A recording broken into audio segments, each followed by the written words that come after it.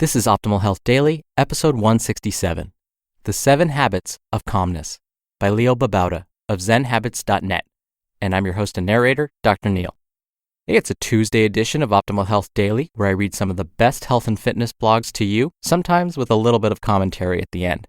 And I answer your questions every Friday. You can send one in at oldpodcast.com. What's great is if you do, you'll be entered into small, special raffles to win books from us. If you listened to yesterday's episode 166, dated Monday, March 6th, you'll see that we're kind of going on a theme right now, all about calmness and being zen and really being in the moment and being mindful. And I happened to bump into a quote from the great Henry David Thoreau that I felt kind of encompassed what we're trying to say here.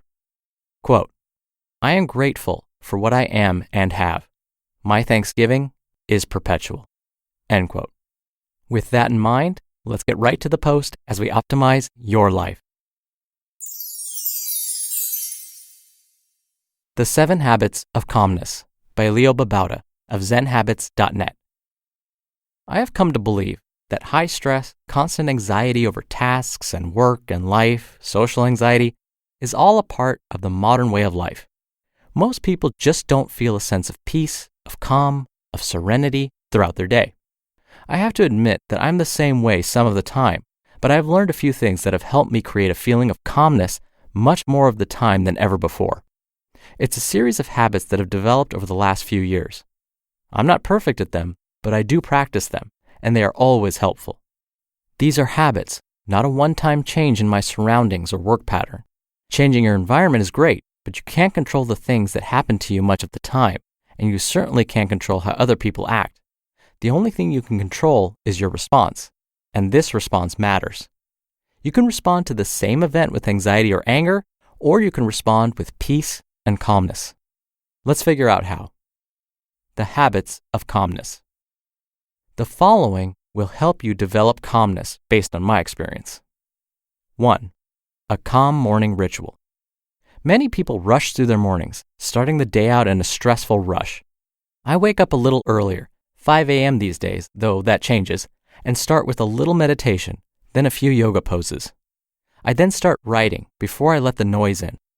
Exercise is another component of my morning routine.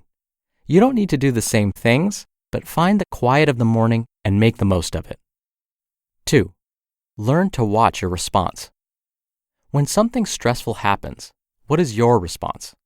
Some people jump into action, though if the stressful situation is another person, sometimes action can be harmful. Others get angry or overwhelmed. Still, others start to feel sorry for themselves and wish things were different. Why can't other people behave better? Watch this response. It's an important habit. 3. Don't take things personally. Many times the response that you noticed in habit 2 is to take things personally. If someone does something we don't like, often we tend to interpret this as a personal affront. Our kids don't clean their rooms? They're defying us. Our spouse doesn't show affection today? He or she must not care as much as he or she should. Someone acts rudely at work? How could they treat us this way?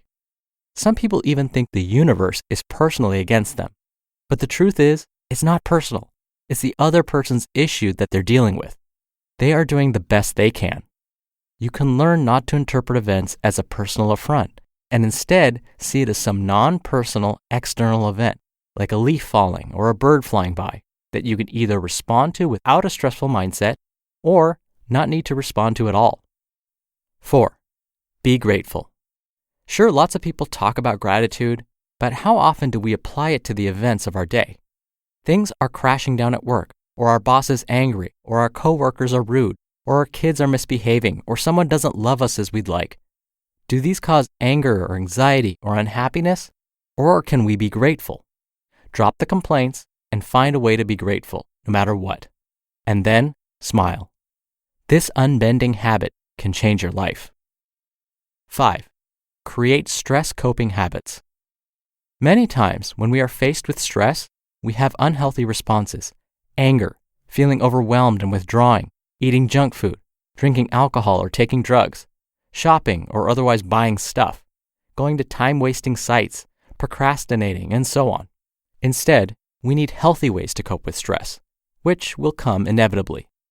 When you notice stress, watch how you cope with it, and then replace any unhealthy coping habits with healthier ones.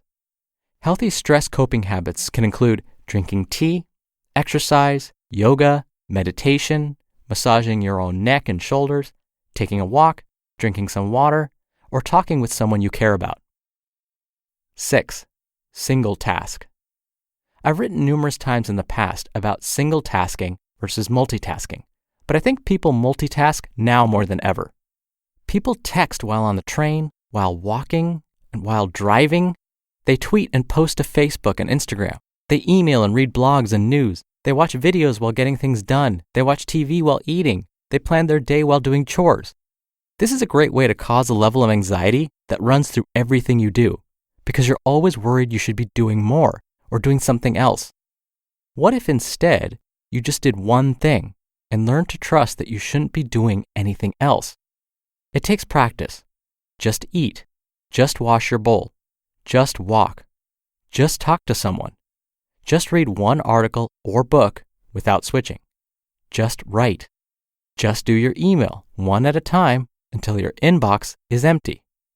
You'll learn that there is peace in just doing one thing and letting go of everything else.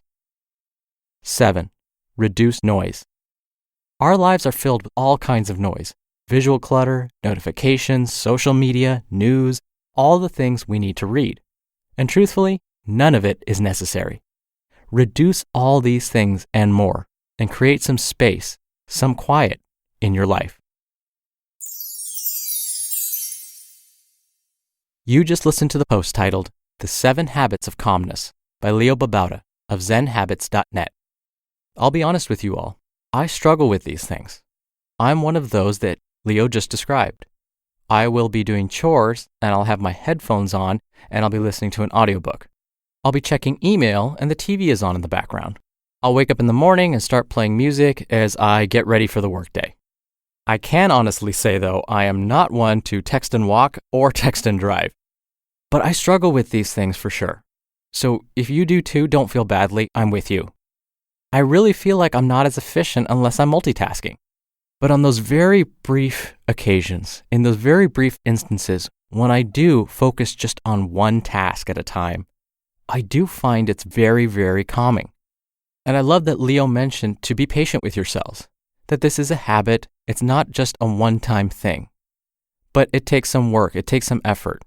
And that's what really inspired me when I read his post the first time. Now, like I mentioned at the top of the show, I answer your questions right here on the podcast every Friday in special Q&A episodes. You can ask me anything related to diet, fitness, nutrition, stress management, and lots more. Just call and leave a message with your question. The phone number is 61 I love OHD. Or you can also send in an audio question through our site, oldpodcast.com. That's a little more friendly if you want to do multiple takes and hear yourselves before sending it in. And by the way, if you do send in a question, you're entered into special raffles to win books every month. That does it for today's show. I hope you have a great rest of your Tuesday, and I'll see you tomorrow where your optimal life awaits. Hello, Life Optimizer. This is Justin Malik, creator and producer of this show, and Optimal Living Daily, the brother podcast of this one. Literally, I'm Dr. Neil's brother. If you like the format of this show, you'll love Optimal Living Daily too, where I also read to you from blogs, but cover other topics like personal development, finance, and minimalism from bloggers like Derek Sivers, The Minimalists, Zen Habits, and many more. So for more amazing content read to you for free, come subscribe to Optimal Living Daily too, and together we'll optimize your life. You've been listening to Optimal Health Daily. Be sure to hit the subscribe button to stay up to date on each new episode, and head to oldpodcast.com. That's oldpodcast.com for a free gift, as well as more actionable tips and resources to help you maximize your potential. Thanks for joining us, and remember, your optimal life awaits.